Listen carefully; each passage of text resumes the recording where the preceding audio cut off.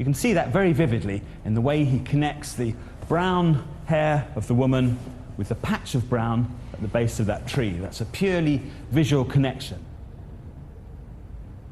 He's making wibbly edges connect. The edges of the foliage and the grass, the edges of the dresses, the edges of the flowers. He spots those flowers with white, and he spots that dress with black. It's a very formal painting. He might not know he's doing something quite so formal. He might think he's coming at it completely naturally. But in that natural is the formal. Formal in an art context doesn't mean being polite or wearing smart clothes. It means visual power, visual noticeability.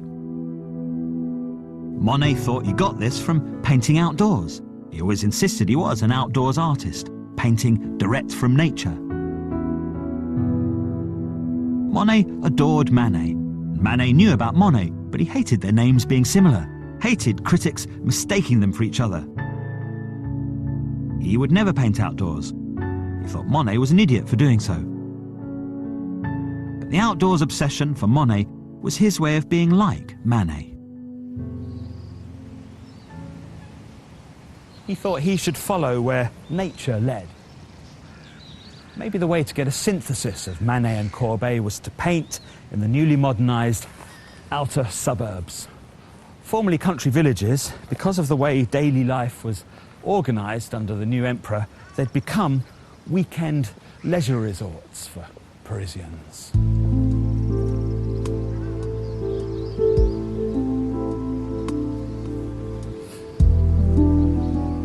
It was the done thing now to catch the train at the Saint-Lazare station in Paris and spend weekends at these semi-rural spots. There was a whole string of them on the recently set up rail network out to Rouen, along the bends of the River Seine. Families could go for walks, go boating and have picnics, and single men could do all those things and pick up the local women.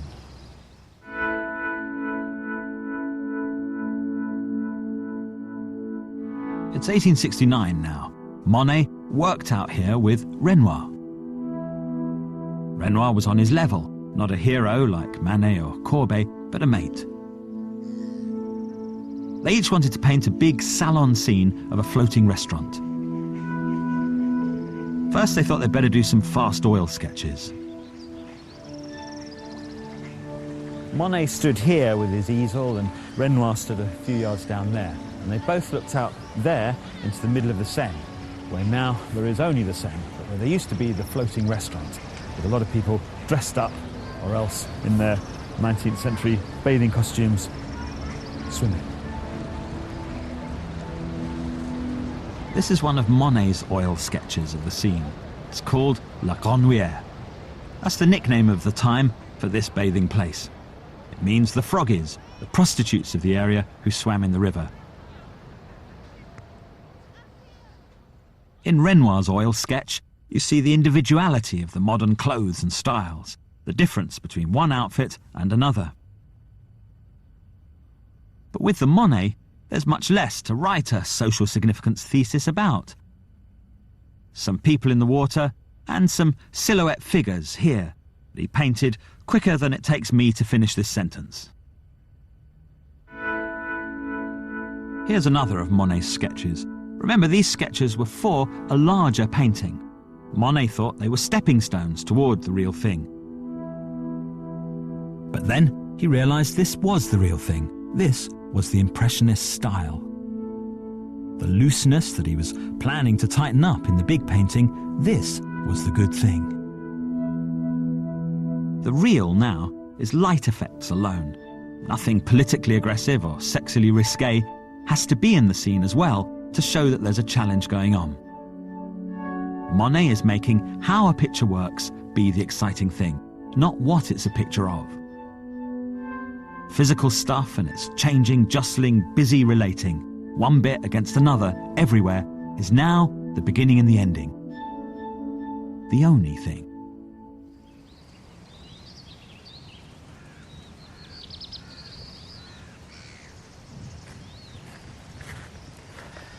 Impressionism, the moment. We're here. What's the main thing to say about it? Well, it's the only modern art movement that most ordinary people have heard of and quite like. There is something holiday-like about it.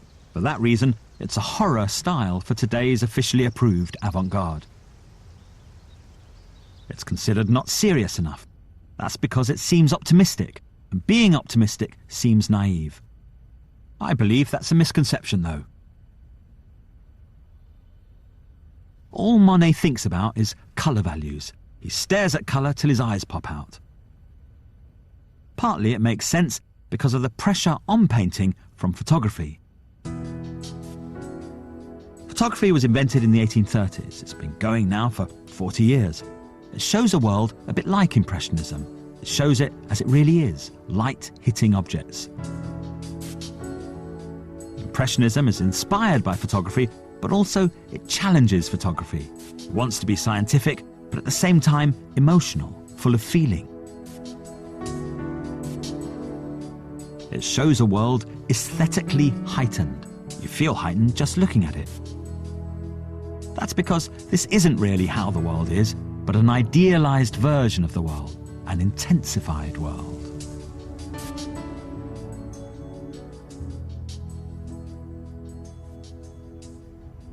In 1871, Monet dodged both France's war with Prussia and the Paris Commune by going away to live abroad. Then he came back to Paris and lived with his wife Camille and their young son Jean in Argenteuil, another suburban leisure place. Today, Argenteuil is a bit of a dump. In Monet's time, it was just beginning to be industrialized, but it was pretty. All this used to be poppy fields. Living out here for 6 years, Monet keeps evoking light and atmosphere through nuances of color and touch. That grotty house I was just standing by beside a car park is what remains of this house at the back of a poppy field in an image of Impressionism that we know from a million posters on bedroom walls. It's not the real beauty of Argenteuil in the 1870s he's capturing here. The poppy field is the taking off point for a colour arrangement. The blue in the parasol repeats the blue in the sky. He's making everything tie together on the terms of the painterly language that he's using. He doesn't bother to make this mother and child different to that mother and child. Both sets are Camille and Jean, just put in different parts of the same painting. Hang on, what happened to the salon? It's still the only show in town. As an artist, you can't do anything else but be in it. But Monet says, let's do something else. Artists with attitude, get the train back to my place. Monet's house in Argenteuil. In December 1873, Renoir, Degas, Monet and a few others all gather in Monet's front room here, and they officially form their own independent group, the Anonymous Society of Artists. The Impressionist style exists, but now the movement is about to go public and enter history. Both Courbet and Manet blatantly challenged the establishment before the Impressionists, but they still strive to be accepted by the Salon.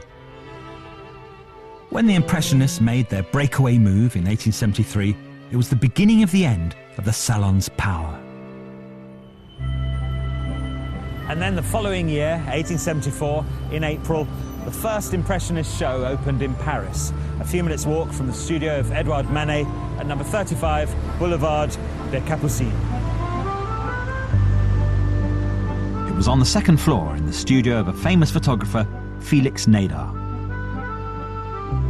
Photography is modern, the idea of the show is modern, and the actual building is modern, because this whole street has only just been built as part of Paris's modernisation. There are 39 artists in the show and 165 works. There's no jury, you just have to pay a subscription of 60 francs and you can put your paintings in. There are 12 real Impressionists, plus a load of tame, slightly loser artists who also can't get their works into the Salon every year. The show lasts 1 month, it costs a franc to get in, the same as it costs to get into the Salon. 500,000 people visit the Salon every year, about 3,000 come to this exhibition. The newspapers say it's slovenly and subversive, and just like the filthy commune all over again. The Impressionists lose money on the show, but they don't lose heart. They decide to have one every year from now on.